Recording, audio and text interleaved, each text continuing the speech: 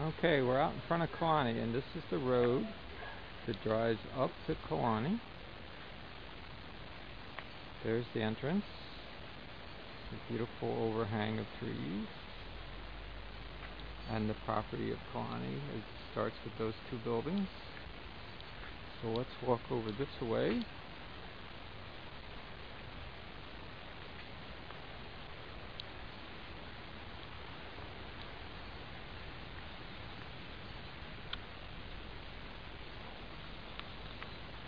So down there we have the ocean.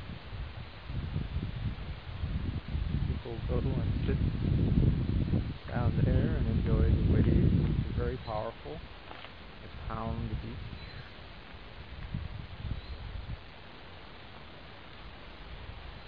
And we walk up the driveway.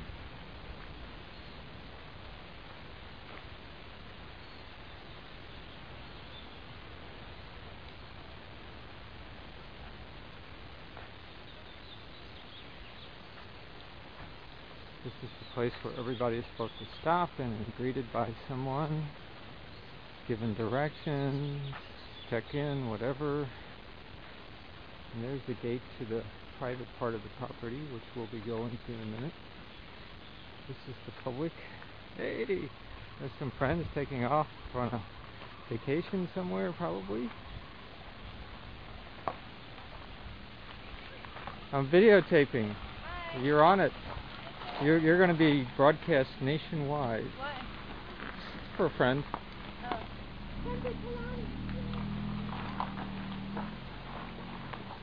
This is a public building.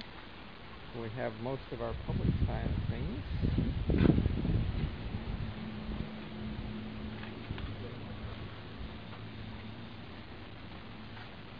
There's Betsy behind the counter. Hey. This is where we sell stuff. People play with the internet.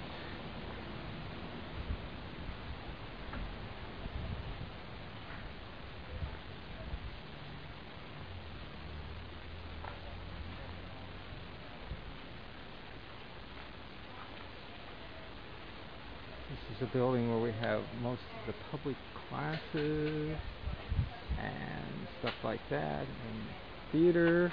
Oh, and martial arts. Our martial arts stars. Yeah. That's Cassie. She's in charge of the data processing.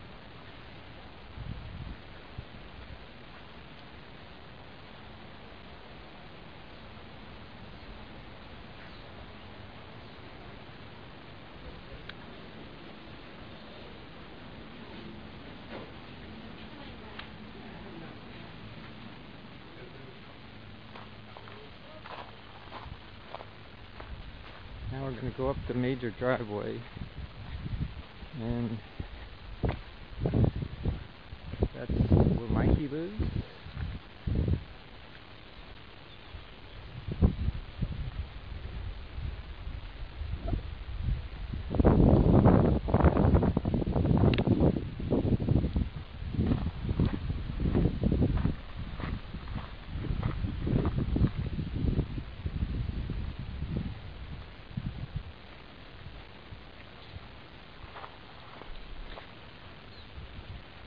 Back in there is a sacred site where they probably sacrifice people.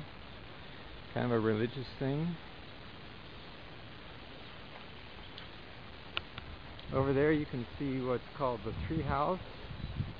So our most expensive, or were our most expensive accommodations. Tucked down to the right is the general manager's place of residence, which you can't really see from here.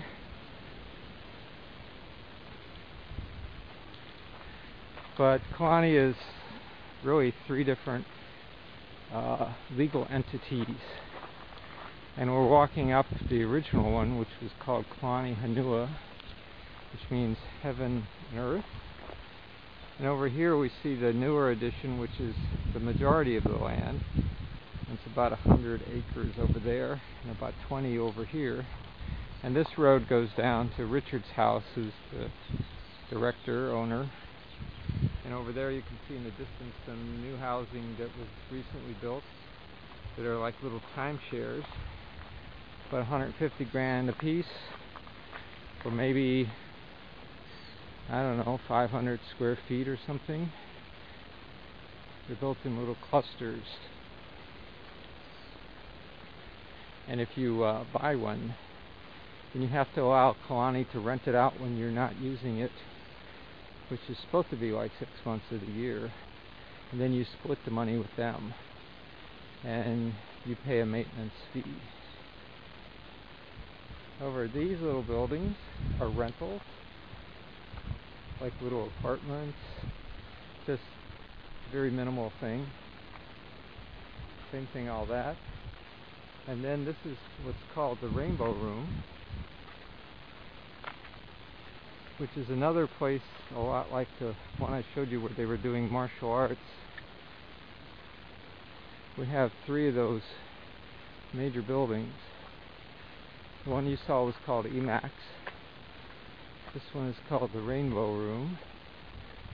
Ahead of us is just the newest set of like bathrooms and showers, paid for by a grant from the Kellogg Foundation.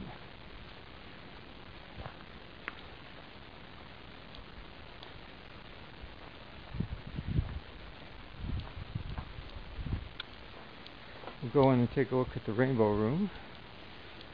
People do yoga in here on their own.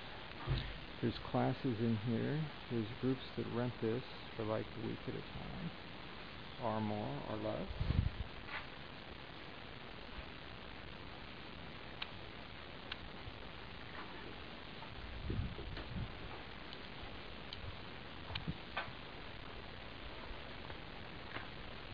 Now the driveway is over there to our left.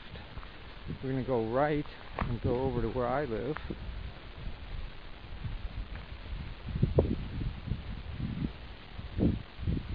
These buildings used to be rentals, but they're now manager housing. 3 or 4 people share this one on the right, and a couple share the one over there in the distance.